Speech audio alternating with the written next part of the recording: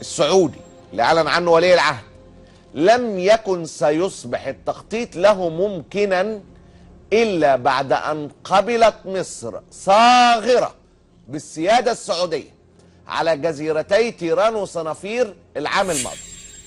التقرير اللي نشرته بولومبرج واللي أعده الصحفي جوناثان فريزيجر قال إن مشروع نيوم ممكن إن يكون بوابة تآلف ودمج إسرائيلي مع جيرانها العرب، لأنه لا يمكن المضي قدما فيه بعد إذعان مصر للسيادة السعودية على تيران وصنافير، لا يمكن المضي فيه قدما بدون موافقة وتعاون إسرائيل الكامل. À travers une genèse et une histoire, et que cette histoire elle est biblique, coranique, évangélique, et qu'elle a des traces historiques. Une région bien déterminée. Ce territoire se trouve actuellement sur les lieux géographiques qui appartiennent à un pays qui s'est donné le nom d'une famille qu'on appelle aujourd'hui l'Arabie Saoudite, mais qu'en réalité c'est le Hijaz. Et plus qu'en réalité, c'est la terre bénie des prophètes, de tous les prophètes. D'abord, les prophètes des enfants d'Israël.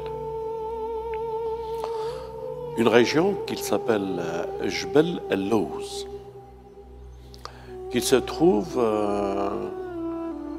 à 19 km de la côte d'Égypte, c'est-à-dire à partir de l'Égypte, on voit ces montagnes. Et où elle s'est ouverte à un endroit bien précis qui s'appelle Nouaïba en Égypte et qu'il y a 19 km en face qu'il y a un territoire qu'aujourd'hui on appelle l'Arabie Saoudite. La mer qui s'est ouverte et le peuple qui a traversé, le peuple des enfants d'Israël qui a traversé cette mer, c'est de Nouaïba, une petite ville en Égypte. Les preuves scientifiques, elles y sont aujourd'hui. Des archéologues qui ont découvert une roue en or dans la mer de Nouaïba et toute une armature qui fait laisser comprendre que la traversée de Pharaon était vraiment à cet endroit-là. Des preuves scientifiques et historiques, les Banu Israël faisant un veau d'or par le Samaritain et l'adoraient prosterné d'une débauche, et ils prenaient du plaisir et ils passaient leur temps à la corruption et à la débauche à cet endroit avec un veau d'or. Les traces scientifiques sont encore aujourd'hui visibles. Quand on est à Nouaïba, il y a une grande colonne qui est pas très loin de la mer, qui était sur le bord de mer. C'est Salomon qui l'a mis pour signaler la traversée des enfants d'Israël à cet endroit.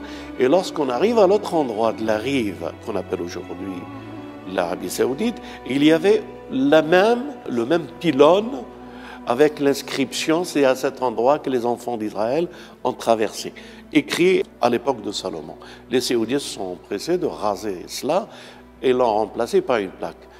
Et qu'ils ont interdit cette zone à toute personne étrangère que par les services, leurs services, ou les Israéliens, ou les Américains, pour étudier cet endroit. Can make a great prophet, not just a great prophet, it is the beautiful life. The kingdom people, young generation, they can enjoy the future and the beautiful and with a great family relationship, with great business relationship with the rest of the world. I think this is a fantastic opportunity. So all of the city will have the Internet of Things, artificial intelligence, so there will be no traffic jam, and all the security is designed from the beginning. Ya Ibn Salman, si tu es encore musulman, toi qui as interdit que toutes les lois de cette terre ne soient pas appliquées dans cette ville, es-tu conscient que tu es le nouveau Samiri, Samiri, le nouveau Samarie. Es-tu conscient que tu es en train de faire quelque chose contre les prophètes et le livre béni? Si tu as la moindre foi, c'est de renoncer à ce projet et ne pas suivre t'échelle dans ce projet. La ville que tu vas bâtir avec l'argent de l'islam. Anal Shaitan, reviens à la parole. Je t'invite par miséricorde à réfléchir. Toi et ton royaume, à ce que vous faites. Sinon, c'est le dernier avertissement que vous avez. La main de Dieu va vous frapper. Elle ne vous laissera pas sur une terre bénie. Quant aux musulmans, apprenez à communiquer et à parler. Ne laissez pas les robots